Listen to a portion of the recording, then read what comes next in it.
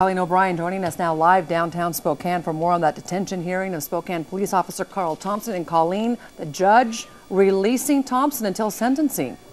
The judge is releasing Thompson. He found that Thompson meets exceptional circumstances, even though he was convicted of a violent crime, to be released from detention until his sentencing, which isn't until January. This started at 4 o'clock this afternoon. It wasn't a short ruling. What they were taking up the court was two motions. One, does he meet exceptional circumstances to be released from prison despite being convicted of a violent crime? The second motion is to interview jurors because the defense seems to think that one or more of the jurors was watching television and might have been persuaded by what that juror saw on television. That will not be taken up until 8:30 tomorrow morning. But the judge did hear arguments from both sides on whether Karl Thompson should stay in prison, a jail, until his sentencing or not. Defense arguing that he meets exceptional circumstances, that he's not a flight risk, he's had an exceptional term serving the city as a police officer, that he has not had a violent past, that he meets those conditions to be released because he is not a threat. Whereas the prosecution, the government, saying that the law is the law. If you are convicted of a violent crime, you are going to be put in jail until sentencing.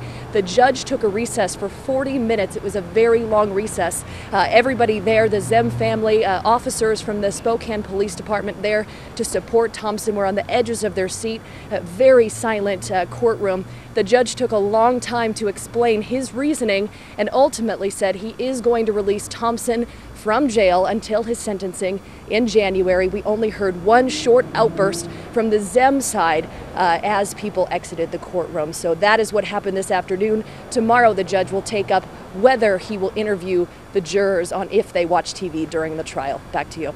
Hey Colleen, we were monitoring your tweets this afternoon and we understand that the judge gave Spokane police officers a pretty stern warning. What was that? And it sounds like they were pretty quiet when the decision was made.